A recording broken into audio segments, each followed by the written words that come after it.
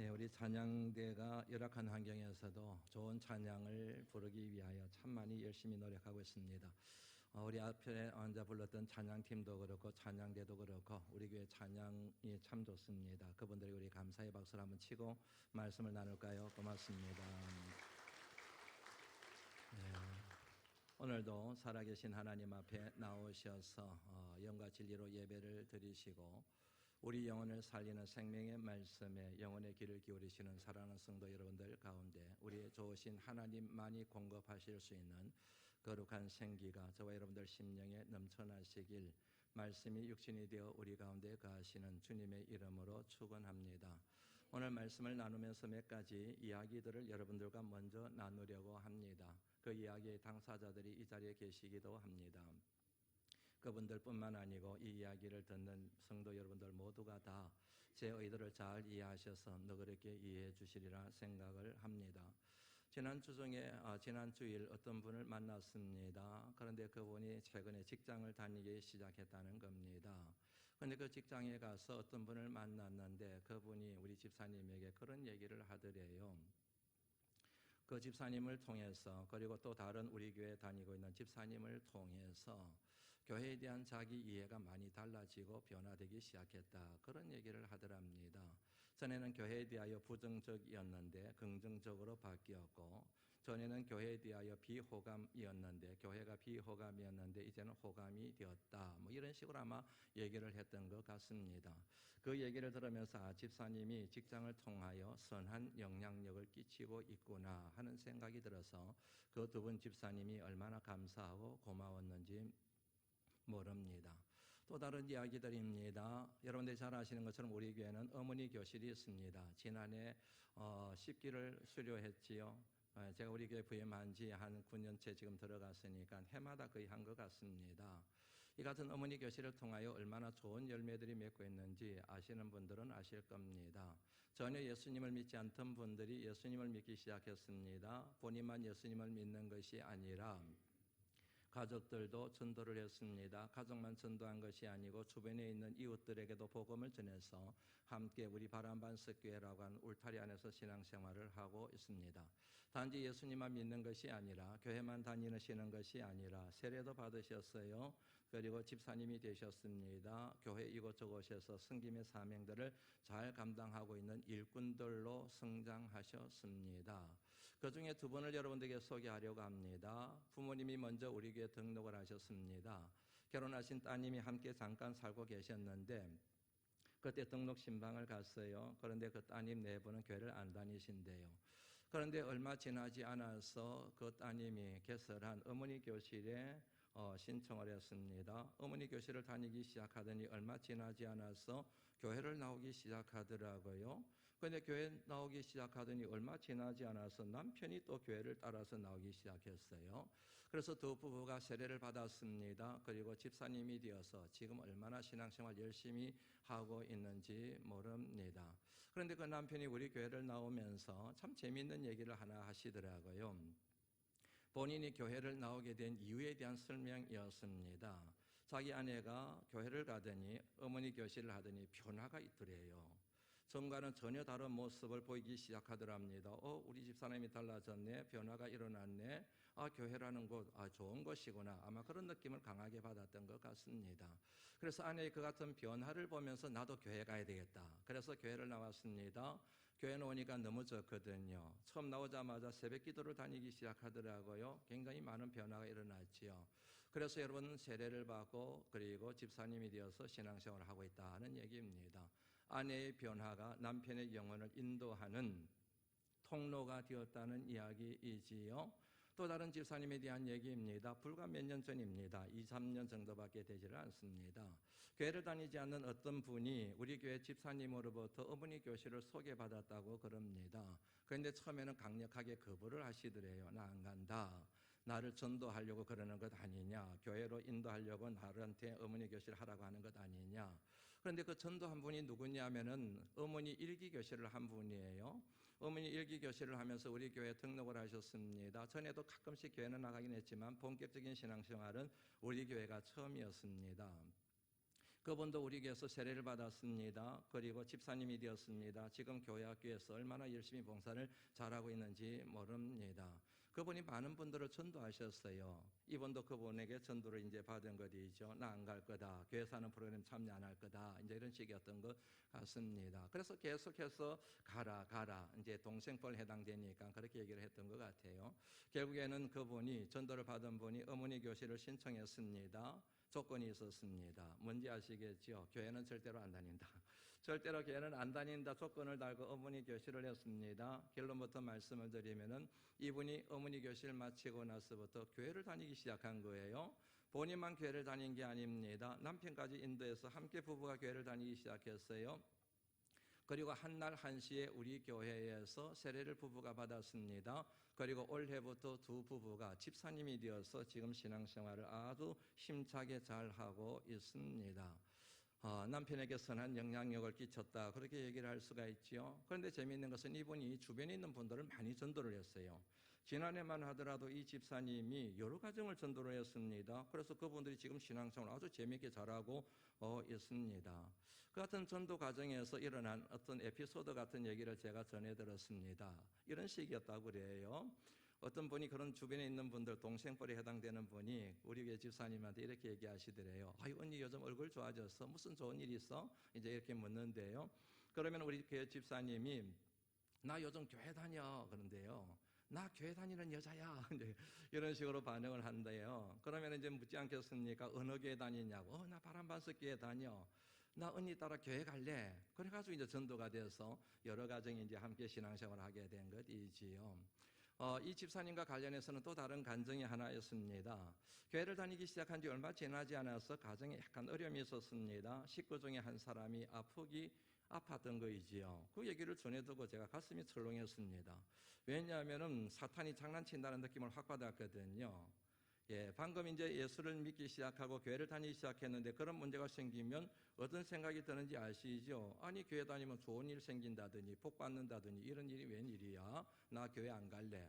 그렇게 얘기하는 분들을 지금까지 목회하면서 제가 숱하게 만났거든요. 또 사탄이 장난치는구나. 그래서 여러분 우리 교육자들에게도 기도 부탁을 드리고 저도 간절하게 정말 기도를 했습니다. 이겨내게 해달라고. 신방을 갔습니다. 갔더니 그 집사님이 눈물을 막 쏟으시면서 이렇게 얘기하는 거예요. 평생 잊을 수 없는 얘기를 제가 들었습니다. 어떤 얘기를 했냐면은요. 이런 어려운 때에 하나님을 믿게 되어서 너무너무 큰 다행이라는 얘기를 하는 거예요. 이런 어려운 때에 하나님을 믿게 되어서 너무너무 큰 다행이라고. 그 얘기를 듣는데 여러분 전율일던데요. 수십 년 예수를 믿은 사람이 아니에요. 방금 예수를 믿기 시작한 사람입니다. 방금 교회를 다니기 시작한 사람입니다. 거의 백발백중 그런 어려운 시험을 만나게 되면 나 교회 안 다녀. 목사님 신방 안 받아. 그렇게 반응할 수 있는 사람이었습니다. 그럼에도 불구하고 제 예측과는 전혀 반대의 얘기. 이런 어려운 때에 하나님을 믿게 되어서 너무 큰 다행입니다. 이런 말. 하나님의 은혜 이외에는 다른 말이 생각나지 않는 그런 내용이지 않습니까? 얼마나 지금도 신앙생활 열심히 하는지 모릅니다. 또 다른 케이스를 여러분들에게 소개 하나 더 해드릴까요? 우리 교회 어떤 집사님이 이 근방에 있는 아파트의 주민대표예요. 그분도 우리 교회 와서 세례를 받고 집사님이 된 분이에요. 하나님을 인격적으로 만난 분입니다. 삶에 많은 변화가 있지요. 우리 뭐냐면은 아파트 큰 덩치지 않습니까? 거기에 주민대표예요. 주민대표가 되면 아파트에서 시행하는 많은 사업들에 관여하게 되지 않습니까? 그러면 사람들이 대부분 색안경을 끼고 보고 이렇게 되는 거이지요. 그 사업을 하면서 콩고물이 좀 떨어질 거다 그런 생각을 하지 않습니까? 그런 개연성도 사실은 있는 거이지요. 그래서 이 집사님이 주민대표가 되었을 때 주민들 가운데서 그렇게 보고 그렇게 실제로 말하는 사람들이 있더래요. 당신한테 떨어지는 콩고물 있지 않느냐고 그렇게 얘기를 하더래요. 그래서 이 집사님이 그분들 앞에 이렇게 단호하게 얘기를 했대요. 나 교회 다니는 사람입니다. 그랬대요. 나 교회 다니는 사람입니다. 나 예수 믿는 사람이에요. 나 절대로 그런 짓 안 합니다. 그렇게 강하게 얘기했다고 저한테 얘기를 하는 거예요. 대단하지요? 나 교회 다니는 사람입니다. 나 예수 믿는 사람이에요. 교회 다니는 사람, 예수 믿는 사람 그런 일 안 합니다. 나 절대로 그런 짓 안 합니다. 그렇게 얘기를 했다는 거예요. 얼마나 여러분 감사했는지 몰라요. 정말로 여러분 이 얘기들 속에 나오는 분들만 그러겠습니까? 이 자리에 계신 여러분들 모두도 다 숨은 곳에서 세상의 빛이 되시고 세상의 소금이 되는 삶을 살아가고 계시지 않겠습니까? 이런 분들과 함께 신앙생활하고 이런 분들과 주의 몸된 교회를 세워가는 목회자인 저는 얼마나 감사하고 얼마나 행복한 목회자인지 모릅니다. 그런데 여러분들이 잘 아시는 것처럼 그런 분들만 있는 것은 아닙니다. 다시 말씀드리면 선한 영향력만 끼치는 것이 아니라 선하지 못한 영향을 끼치는, 악 영향을 끼치는 사람들도 교회 다니는 사람들 가운데 얼마든지 있을 수 있다는 사실을 여러분들 아시지요? 제3자가 아니라 여러분 자신이, 그리고 고병원 목사가 그런 악 영향을 끼치는 사람이 될 수 있다는 사실을 저와 여러분들이 신앙생활을 해가면서 절대로 관가해서는 안 될, 겸손히 우리 자신을 성찰해야 될 대목이라는 사실을 여러분들이 잘 아실 겁니다. 한 사례만 여러분들에게 얘기를 나누고 싶어요. 미국에서 이민 목회를 한 것 여러분들 아시죠? 어떤 집사님으로부터 전해 들은 이야기입니다.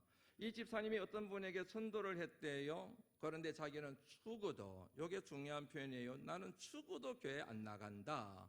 그렇게 얘기를 하더래요. 그래서 그 집사님이 그러면 당신 지옥 가는데 그랬다는 거이지요. 그랬더니 이분의 반응이 이렇습니다. 나 지옥 가도 교회 안 가. 나는 지옥에 가는 한이 있더라도 절대로 교회는 안 가. 그렇게 아주 강력하게 복음을 거부하더래요. 그래서 무슨 사연이 있는가 싶어서 사연을 들어봤답니다. 그러니 사연이 이랬다고 그래요. 그 사람이 교회 다니는 사람 때문에, 소위 믿는다라고 하는 믿음을 가진 사람 때문에 깊은 상처를 받은 거예요. 그야말로 철천지 원수가 되어져 버렸다는 얘기입니다. 그 사람의 논리는 이랬다고 그래요. 그 사람이 교회를 다닌다. 하나님을 믿는 사람이다. 하나님을 믿으면 너희들의 논리대로 얘기하면 천국 갈 것 아니냐. 그리고 내가 교회를 다니기 시작해. 그리고 내가 하나님을 믿어. 그러면 나도 천국 갈 거 아니냐. 그러면 천국에 가면 이 원수 같은 사람을 내가 만나게 될 텐데, 그러면 천국은 내게 천국이 아니라 지옥이 돼. 이해가 되시죠? 이 사람이 있는 것은 내게는 천국이 아니라 지옥이 된다는 얘기예요. 그러니까 이 사람이 없는 지옥에 가야 된다는 거예요. 그 사람이 없는 지옥이 내게는 천국이라는 얘기를 하더라는 얘기예요. 제가 여러분 그 얘기를 듣고 얼마나 충격을 받았는지 모릅니다. 교회 다니는 사람 때문에 상처를 받고 그 사람 때문에 믿음의 끈을 끊어버리고 교회를 떠나버린 사람들, 그런 사람들을 숱하게 많이 만나봤지만 이렇게 강력하게 얘기하는 경우는 처음이었기 때문에 그래요. 얼마나 깊은 상처를 주었으면, 얼마나 깊은 상처를 받았으면 그 사람이 없는 지옥이 내게는 천국이라고, 나 그래서 교회 안 다니고 예수 믿지 않고 나는 천국 같은 지옥 가겠다는 얘기를 했겠습니까? 지금 제가 여러분들에게 무엇을 말씀드리려고 하는지 감을 잡으셨지요? 여기 있는 저와 여러분들, 소위 말해서 교회 다니는 사람들, 예수 믿는 사람들, 하나님을 믿는 사람들, 그리스도인이라고 하는 사람들의 말과 행동, 언행이, 삶의 식이 교회를 다니지 않고 있는 우리 주변에 있는 수많은 사람들에게 영향을 끼친다는 얘기입니다. 두 가지 영향력이에요. 하나는 선한 영향력입니다. 다른 하나는 악한 영향력입니다. 내 언행 때문에 교회 밖의 사람이 나 교회 가야지, 교회에 대한 인식이 바뀝니다. 교회에 대한 호감도가 바뀝니다. 그래서 교회를 다니기 시작하고 예수를 영접하는 일이 있는가 하면, 어떤 사람들은 내 언행 때문에 교회에 대하여 실망하고 진리에 대한 인정을 거부하고 예수님을 믿지 않기로 작정하고 교회를 떠나거나 다시는 교회에 발을 들여놓지 않는 이런 악 영향을 끼칠 수가 있다는 사실이지 않습니까? 그런 면에서 저와 여러분, 교회를 다니는 사람, 모든 사람들의 모든 행위들은, 모든 운동들은 선교의 도구라고 하는 사실입니다. 저와 여러분들의 생각이, 그리고 저와 여러분들의 말 하나가, 말투 하나가, 그리고 말 내용 하나가, 저와 여러분들의 행동이, 그리고 저와 여러분들의 습관과 인격이, 그리고 저와 여러분들의 삶의 시기, 얼굴 표정이, 눈빛이, 걸음걸이가, 교통법규 하나 지키는 것조차도 저와 여러분 주변에 있는 교회 밖의 사람들에게 이렇게 영향을 끼치기도 하고 저렇게 영향을 끼치기도 하는 선교의 도구요, 전도의 통로라고 하는 사실, 이 같은 사실에 누가 토를 달겠습니까? 신앙생활이라는 표현을 여러분들이 알고 계시죠? 믿음 생활이라도 그렇게 표현하지도 않습니까? 우리는 한 단어로 사용하고 있지만 사실은 이 단어는 두 단어가 합쳐져서 된 말인 것 아시지요? 하나는 믿음입니다. 신앙입니다. 신앙. 여러분, 신앙은 뭐를 의미할까요? 한마디로 말씀드리면 삼위일체 하나님에 대한 신앙을 얘기하는 것이지 않습니까? 천지우주 만물을 창조하시고 그 만물에 대하여 주인이 되시며 살아계셔서 이 우주 만물을 다스리고 통치하시는 성부 하나님에 대한 믿음, 성부 하나님의 뜻에 따라서 이 땅에 오셔서 모든 인류의 죄를 짊어지시고 고난받으시고 십자가 위에서 죽임을 당하셨으나 사흘 만에 그 권세를 이기시고 부활하심으로 그리고 성천하셨다가 하나님의 때에 심판주로 재림하실 성자 하나님을 믿는 믿음, 우리 삶 가운데 개입하셔서 언제나 선한 길로 견인해 가시는 성령 하나님에 대한 믿음, 이것을 일러서 신앙이라고 얘기하잖아요. 이 같은 신앙의 핵심 가치가 있지 않습니까? 그것은 한마디로 말씀드리면 하나님 나라입니다. 달리 표현하면 영생입니다. 구원입니다. 이 같은 하나님 나라에 절대적인 속성이 있습니다. 그것은 바로 평화입니다. 평강입니다. 그리고 사랑이라고 얘기할 수도 있습니다. 하나님 나라는 먹고 마시는 것이 아니요 오직 성령 안에서 의와 평강과 희락이라 하는 말씀을 통하여 하나님 나라의 절대 속적인 속성이 무엇인지가 정리가 되지 않습니까? 이 같은 의, 그리고 평강, 그리고 희락, 그리고 사랑, 이 모든 것들을 이해하고 해석할 수 있는 키가 하나 있잖아요. 그게 뭐입니까? 바로 힘입니다. 힘을 나누는 것이에요. 힘을 나누는 것을 일러서 평화라고 얘기합니다. 힘을 공급하는 것, 내게 있는 힘을 희생시켜서 다른 사람을 살리고, 내게 있는 힘을 희생하여서 공동체를 살리고, 내 힘을 사용하여서 하나님의 뜻을 이루는 것, 그것이 바로 여러분 하나님 나라의 속성이라는 얘기이지 않습니까? 내게 있는 힘, 그 힘을 희생시켜 남을 살리는 것, 이게 바로 하나님 나라의 속성이라고 얘기했을 때 결국 하나님 나라는 생명의 나라라는 것을 알 수가 있죠. 삼위일체 하나님에 의하여 완성된 하나님 나라, 그 하나님 나라를 저와 여러분들이 먼저 체험했습니다. 먼저 맛보고 있습니다. 그 하나님 나라를 저와 여러분들이 먼저 믿기 시작했습니다. 그런데 우리 주변에는 이 같은 하나님 나라를 경험하지 않는 사람들이 너무너무 많습니다. 그 사람들에게 하나님 나라를 알리고 하나님 나라를 가르치고 하나님 나라를 선포하는 것을 일러서 바로 선교라고 말하며 전도라고 말하는 것이지 않습니까? 둘째, 신앙생활의 생활에 대한 것입니다. 생활에 사전적인 의미가 있습니다. 사람이 생존을 유지하고 살아가는 데 필요한 모든 필수적인 활동, 이게 사전적인 의미의 생활입니다. 생명을 유지하고 내가 살아가는데 기쁘게 살아가고 행복하게 살아가고 즐겁게 살아가고 부자로 살아가고 지식 있는 사람으로 살아가는데 필요한 모든 활동들, 그게 생활이라는 거죠. 이 같은 삶을 살아내는데 기본적인 생활들이 몇 가지가 있죠. 6개를 흔히 얘기합니다. 하나는 가정생활입니다. 다른 하나는 직장생활입니다. 학교생활입니다. 사회생활입니다. 종교생활, 우리식으로 얘기하면 교회생활이 있습니다. 그리고 마지막으로는 개인생활이 있습니다. 신앙생활이라고 말씀을 드렸습니다. 이 말의 의미는 이런 겁니다. 내가 생활을 하는데 이 6가지 생활을 해가는데 그 같은 생활의 근간을 신앙으로 삼는다, 이런 뜻을 가지고 있는 거예요. 내가 사회생활을 하든 직장생활을 하든 가정생활을 하든 개인생활을 하든 교회생활을 하든 학교생활을 하든 무슨 생활을 하든 그 모든 생활의 원리와 비결은 신앙에 둔다, 이런 의미가 신앙생활이 갖고 있는 표현의 뜻이라는 얘기이지요. 한번 그림을 여러분 보시겠습니까? 여기에다가 여러분 하나가 더 더해지는 게 뭐라 그랬어요? 교회생활, 종교생활이 되는 것입니다. 대부분의 사람들은 이렇게 생각을 해요. 마치 피자 조각을 6개로 나눈 것, 많은 생활들이 있는데 그 중에 하나가 교회생활이고 그 중에 하나가 신앙생활이라고 얘기를 한다는 얘기입니다. 이 그림이 맞을까요? 틀릴까요? 어떤 분이 이러시는데 틀렸습니다. 이거는 여러분 옳은 그림이 아닙니다. 이 그림은 이렇게 바뀌어져야 정답이 되는 것입니다. 이렇게 바뀌어져야 되는 겁니다. 중요한 것은 저 중간에 뭐가 들어가느냐 하는 것이지요. 저 중간에 돈이 들어갑니다. 그러면 학교 생활이든 가정 생활이든 사회 생활이든 개인 생활이든 직장 생활이든 항상 돈 중심으로 움직이게 되는 거예요. 세상 부귀영화가 저 속에 들어가게 됩니다. 그것이 삶의 모든 토대가 되고 근간이 되고 원리가 되겠지요. 어떤 사람이 저게 건강이 들어가게 되면 건강이 여러분 토대가 되지 않겠습니까? 신앙생활이란 뭔가? 이 모든 생활을 살아가는 토대 근간 저 중심에다가 뭘 집어넣으면 신앙생활이 될까요? 신앙을 집어넣어 버리는 거예요. 하나님 나라. 학교 생활을 하는데 신앙의 원리를 가지고 학교 생활해요. 직장 생활을 하는데 사업을 하는데 신앙의 원리를 가지고 직장 생활을 해요. 가정 생활도 역시 마찬가지입니다. 개인 생활도 마찬가지입니다. 내가 어디에서 살아가든 모든 삶의 원리가 신앙, 하나님 나라.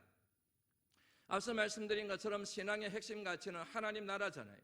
하나님 나라의 절대적인 속성이 평강이라 그러지 않았습니까? 평화, 평강의 중요한 키워드가 뭐였습니까? 힘이잖아요. 내게 있는 힘, 그게 물질의 힘일 수 있습니다.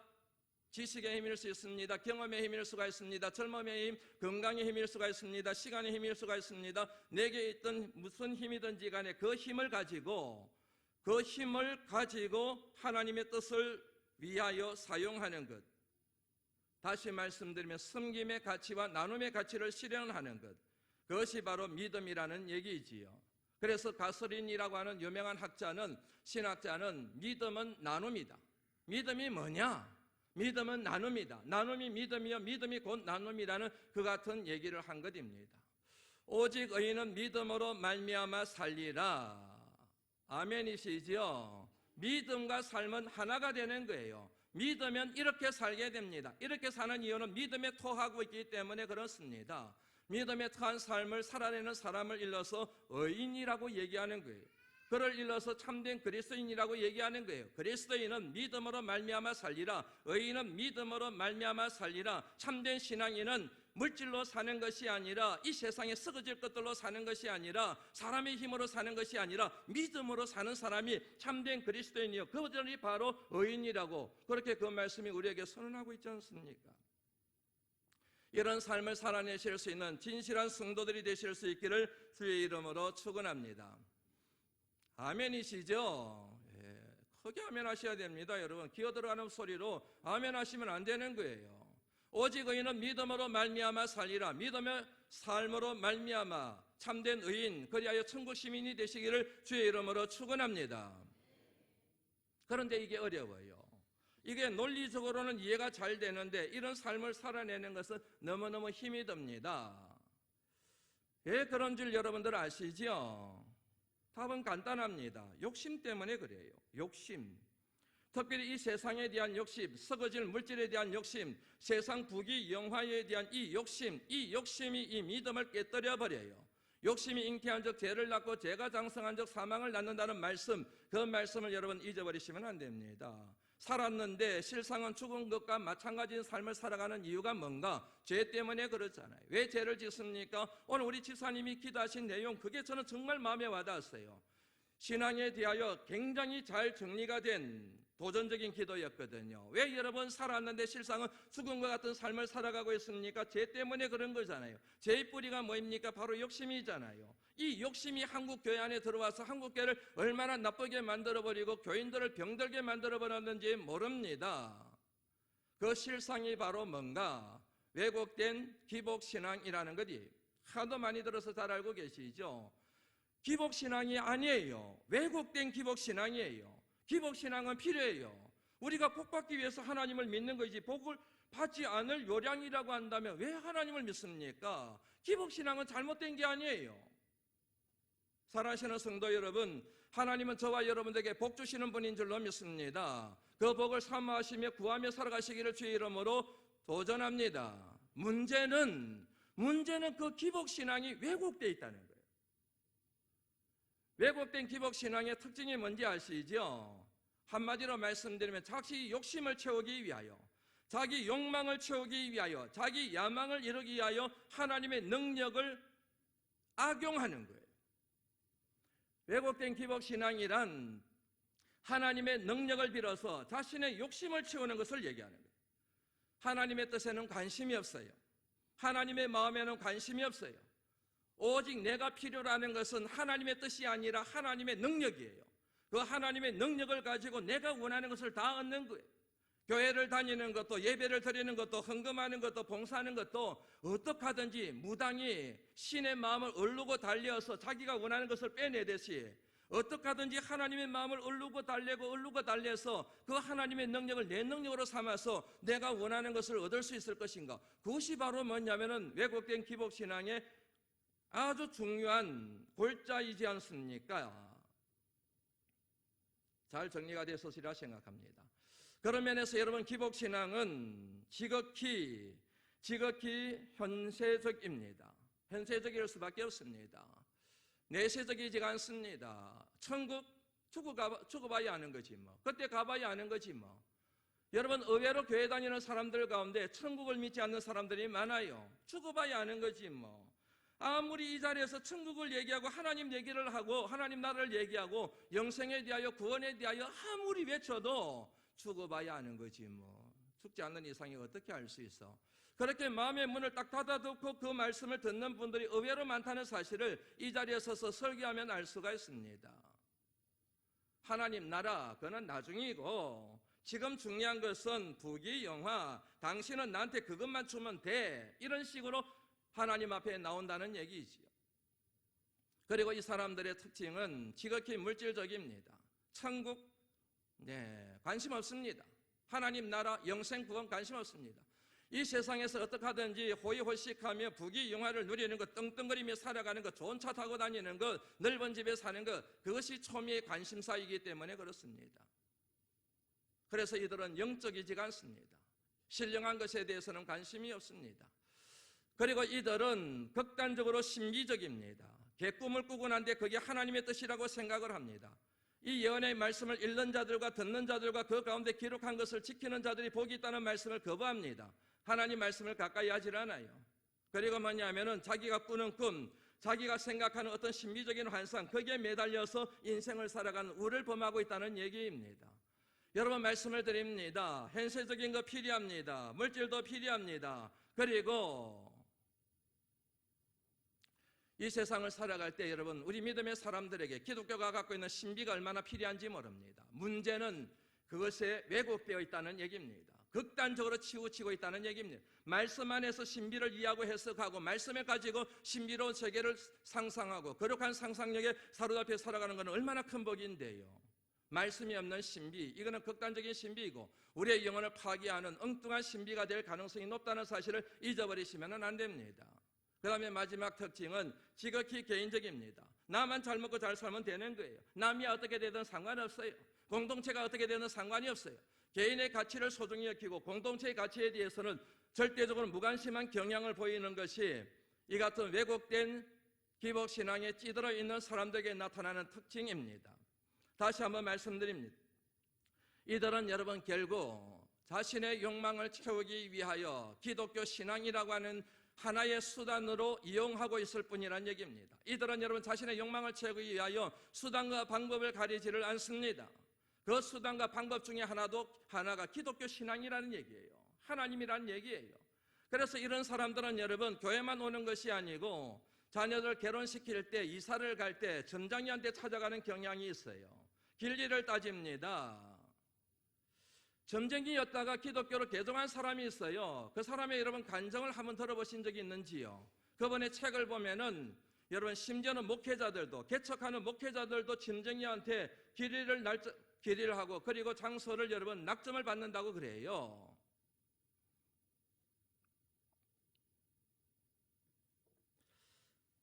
그런 사람들에게서 어찌 믿음의 정도, 다시 말씀드리면 내 힘을 희생시켜 하나님의 나라가 건설되고 확장되는 이 거룩한 비전을 따르는 삶을 기대할 수가 있겠습니까? 불가능한 일이란 얘기지요. 믿음의 정도를 기대하는 것 자체가 불가능하다는 얘기입니다. 교회 다니는 사람이 그럴 수 있나? 종종 듣는 얘기 가운데 하나입니다. 그러면 제 대답은 간단해요. 그럴 수 있습니다. 교회 다니는 사람 그럴 수 있습니다. 얼마든지 그럴 수가 있습니다. 아니, 교회 다니지 않는 사람들보다도 훨씬 더 나쁜 짓을 할 수가 있습니다. 왜 그런지 아시지요? 하나님 앞에 나와서 회개하면 된다는 죄를 세탁할 수 있는 길을 알고 있기 때문에 그래요. 죄를 세탁할 수 있는 길을 알고 있는 거예요. 여러분, 이것은 회개의 능력을 부인하는 게 아닙니다. 우리가 어떤 죄를 지었던 하나님께서는 저와 여러분들의 모든 죄를 청산하시고 용서해 주실 줄로 믿습니다. 그런데 문제는 그걸 악용하는 거예요. 이게 죄인 줄을 알아요. 이렇게 하면 안 되는 줄 알아요. 그럼에도 불구하고 하나님이 용서해 주실 것이라는 무의식, 이 같은 신앙의 의식을 가지고 뻔히 알면서도 죄를 범하는 거예요. 그리고 교회에 와서 용서해달라고 얘기하는 거예요. 그게 죄인 줄 다 알아요. 그게 불법인 줄 다 알아요. 그게 하나님이 기뻐하시는 일인지 다 알아요. 그럼에도 불구하고 신앙의식에 깊게 내재되어 있는 생각이 하나 있어요. 하나님이 용서하신다는 거예요. 그러니까 아예 대놓고 죄를 범하는 거예요. 교회 다니는 사람들이. 교회 다니지 않는 사람들은 기본적으로 양심이 있어가지고 끄리끼는 일들을 하는데, 교회 다니는 사람들은 하나님이 용서해 주신다는 이것을 빌미 삼아가지고 온갖 못된 짓을 오히려 더 많이 할 수 있는 그런 여지가 있다는 얘기를 드리는 것입니다. 여러분, 분명히 아셔야 될 게 하나 있습니다. 교회를 다니는 것과 하나님을 믿는 것이 항상 일치하는 것은 아니라고 하는 사실입니다. 교회를 다닌다고 해서 다 하나님을 인격적으로 만난 것은 아니에요. 교회를 다닌다고 해서 다 하나님을 진심으로 믿는 것은 아닙니다. 항전이 되고 장로가 되고 권사가 되고 안수집사가 되고 집사가 되었다고 해서 다 하나님을 진실로 믿는다고 얘기할 수 없는 것도 같은 맥락의 이야기입니다. 사람의 방법으로 얼마든지 그 같은 직분을 가질 수가 있습니다. 교회가 임명하고 수표를 통해서 그 같은 자리에 얼마든지 갈 수가 있습니다. 직분이 있다고 하나님을 만났다, 하나님과의 인격적인 만남이 있다, 그렇게 여러분 당연한 기결로 정리할 수 없다는 얘기입니다. 그는 목회자들도 마찬가지예요. 우리 교단의 경우 여러분 목사가 되려고 하면 10년의 세월이 걸립니다. 다시 말하면 교단이 정한 과정이 있습니다. 우리 교단이 정한 과정, 대학 4년 졸업해야 되고 신학대학원 3년 해야 되고 전임 전도사 2년 해야 되고 목사고시 패스해야 되고 10년 차가 되면은 목사 안수를 받을 수가 있습니다. 이거는 과정일 뿐입니다. 그런데 그 사람이 하나님을 만났는지 안 만났는지, 직업으로 지금 목회자가 되려고 하는 건지 아니면 소명을 가지고 목회자가 되고 하는지, 그거는 하나님만 아시고 그 사람만 아는 거예요. 누구도 모르는 거예요. 그거를 따질 수가 없는 거예요. 그거를 여러분 밝힐 수가 없는 거예요. 본인이 나 소명받았다 그러면 그렇게 믿고 가는 거예요. 그리고 과정을 거치면 자연스럽게 목사가 되는 거예요, 여러분. 요즘에는 군소교단들이 많이 생겼습니다. 자기들끼리 쑥덕쑥덕 해가지고 서로 안수 주고 어느 날 갑자기 집사님이었는데 목사가 되어서 나타나는 경우가 허다하지 않습니까? 여러분, 사람들은 그분이 하나님을 만났는지 만나지 않았는지 관심이 없어요. 교회를 다니는 사람이 그러면 안 돼, 목사인데 그러면 안 돼, 집사면 그러면 안 돼, 이것만 생각을 하지 그 사람이 진짜로 하나님을 만난 사람인지를 모른다니까요. 그래서 교회 다니는 사람이 그럴 수 있나? 그럴 수 있죠. 하나님을 못 만난 교회만 다니는 사람은 얼마든지 약한 짓을 할 수 있다는 거예요. 그래서 저와 여러분들이 생각할 때는 이 사람이 교회를 다니느냐 아니냐, 직분을 가지고 있는 사람이냐 아니냐를 따지기 앞서서 하나님을 인격적으로 만난 사람인가 아닌가를 먼저 살피는 지혜가 필요합니다. 그런데 여러분, 그 같은 여러분 진단이 다른 사람에게서만 해결할 게 아니에요. 여러분 자신을 여러분 그렇게 보셔야 됩니다. 여러분들에게 단도직입적으로 묻겠습니다. 여러분들 하나님 만나셨습니까? 지금 이 자리에 나오셔서 예배를 드리시고 봉사하고 계시고 지금 하나님을 찬양하고 계시는데 여러분들 진짜 하나님을 인격적으로 만나셨어요? 여러분들 끝없나셨습니까? 여러분들 진심으로 하나님을 지금 믿고 계세요? 무엇으로 증명하시겠습니까? 어떻게 증명하시겠습니까? 하나님 앞에, 사람 앞에가 아니고 하나님 앞에 나는 거듭났음을 하나님 앞에 감사를 드렸는데, 그런데 무엇으로 증명하시겠습니까? 삶입니다.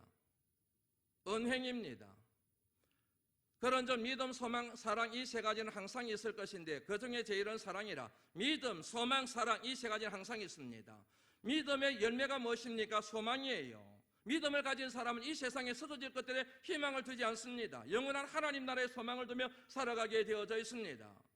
믿음을 가진 사람은 언제나 사랑을 제일 가치로 생각하며 살아가게 됩니다. 사랑이 뭡니까? 자기를 희생시켜 하나님 나라를 건설하는 데 사용되는 그 같은 신앙의 태도를 말하는 것이지 않습니까?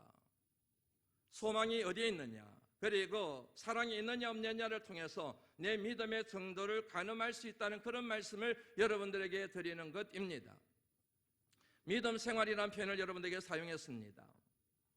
네 가지 경우를 생각할 수가 있습니다. 믿음이 있고 삶이 없습니다. 삶은 있는데 믿음이 없습니다. 믿음도 없고 삶이 없습니다. 믿음이 있고 삶이 있습니다. 이 네 가지 경우에서 우리에게 하나님이 원하시는 것은 한 가지입니다. 믿음이 있고 삶이 있는 것입니다. 그런데 우리가 빠져있는 함정이 하나 있습니다. 삶은 없는데 믿음은 있다는 얘기입니다. 이것을 가지고 우리는 구원받았다고 생각합니다. 그건 여러분의 생각인 거예요. 하나님의 생각은 전혀 다릅니다. 그 믿음이 우리를 구원할 수 없음을 하나님께서 야고보 사도를 통하여 이렇게 말씀하신 거 여러분들 아시죠? 영혼 없는 몸이 죽은 것 같이 행함이 없는 믿음은 그 자체가 죽은 것이라. 죽은 믿음을 가지고 어떻게 우리가 살 수 있습니까? 오직 의인은 믿음으로 산다 그랬는데 그 같은 죽은 믿음, 하스카된 믿음을 가지고 어떻게 우리가 살 수가 있습니까? 어떻게 우리가 영원히 살 수가 있겠습니까? 그 믿음은 우리를 살리는 능력이 되지는 못하는 거예요. 오늘 이 같은 말씀을 풀어냈습니다. 본문의 말씀을 가지고 본문의 말씀을 통하여 하나님이 저와 여러분들에게 주시고자 하는 모든 메시지를 오늘 여러분들에게 그같이 설명을 드렸습니다. 드린 말씀을 여러분들 묵상하면서 본문의 내용을 다시 한번 교독해 볼까요? 13절 말씀부터 한번 교독해 봅니다. 제가 먼저 읽습니다. 너희는 세상의 소금이니 소금이 만일 그 맛을 잃으면 무엇으로 짜게 하리요? 후에는 아무 쓸데없어 다만 밖에 버려져 사람에게 밟힐 뿐이니라.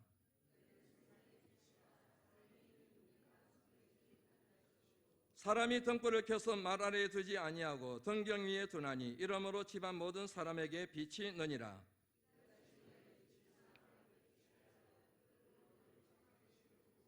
하늘에 계신 너희 아버지께 영광을 돌리게 하라. 하나님을 믿는 사람들, 교회를 다니는 사람들, 그리고 이 자리에 있는 그리스도인들, 예배드리는 사람들, 저와 여러분들의 행실, 언행을 보고 교회를 다니지 않는 사람들이 진리가 저기 있구나, 하나님은 진짜로 살아계시는구나, 저기에 바로 소망이 있구나, 내가 저리로 들어가야 살겠구나, 그리하여 구름대같이 우리 바람반석교회로 몰려드는 거룩한 생명의 기운이 넘쳐나는 성도들이 되시고 교회가 되기를 주의 이름으로 축원합니다.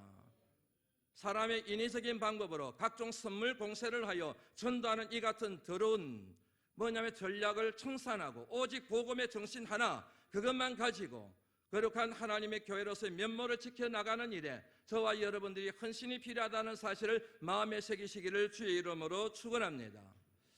오늘 여러분 목회 컬럼을 보시면 아시겠지만 2015년 10월 11일 우리 교회 안에서는 참으로 아름답고 근사한 수약식이 하나 있었습니다. 하자사, 하나님의 자부심이 될 사람들, 그 초자를 따서 만든 교역을 했습니다. 그리고 8가지 함께 생각을 나눠서 정리를 하고 하나님 앞과 성도들 앞에 서약을 했습니다. 핵심은 간단합니다. 일상의 영성, 일상의 선교, 하나님과의 관계, 사랑과의 관계, 이를 통하여 이 세상에서 하나님을 영화롭게 하는 것, 그것이 바로 하자사의 가장 중요한 포인트였습니다.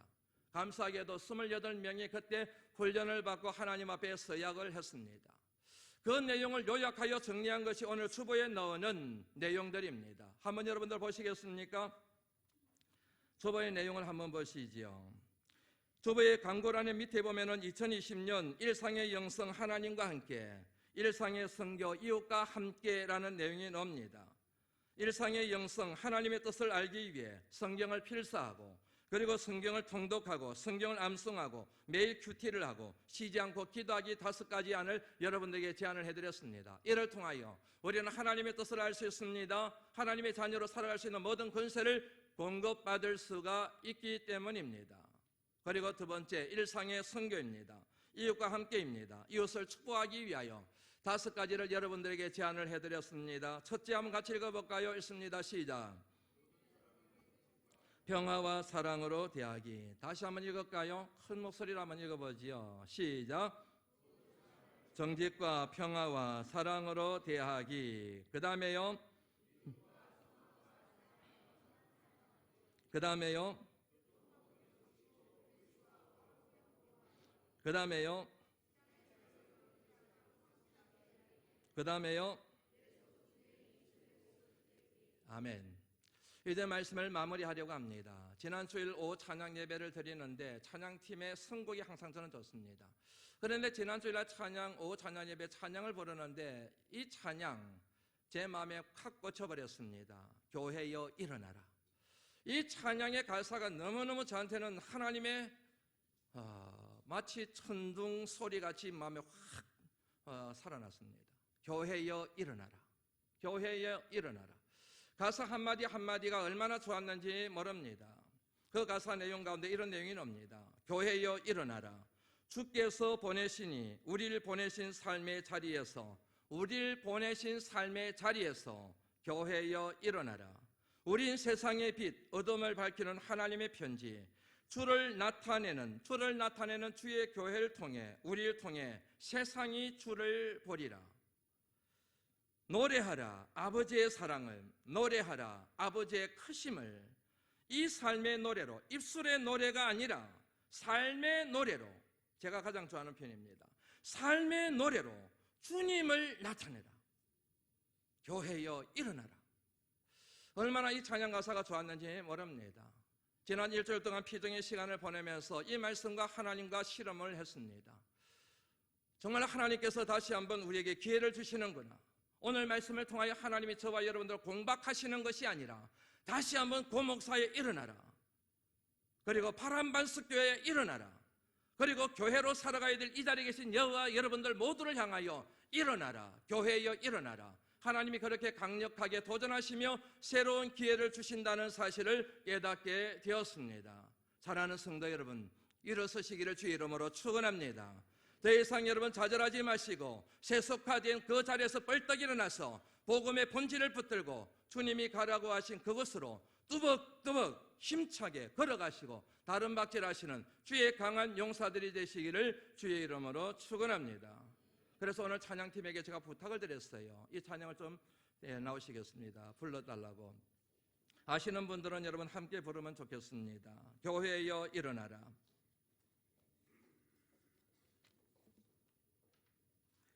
이 찬양은 여러분 제가 생각할 때는 앉아서 듣거나 앉아서 부를 찬양은 아닌 것 같아요. 일어나라 그랬는데 다 일어나셔서 우리 부를까요? 네.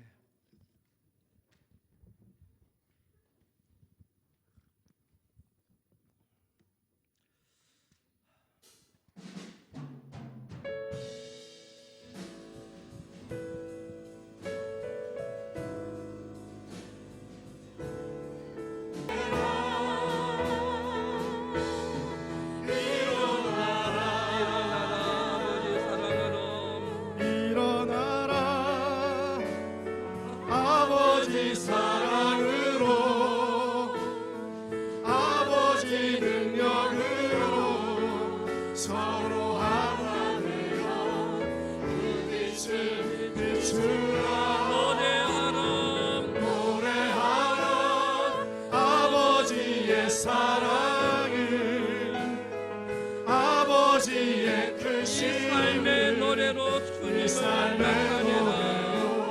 주님을 나타내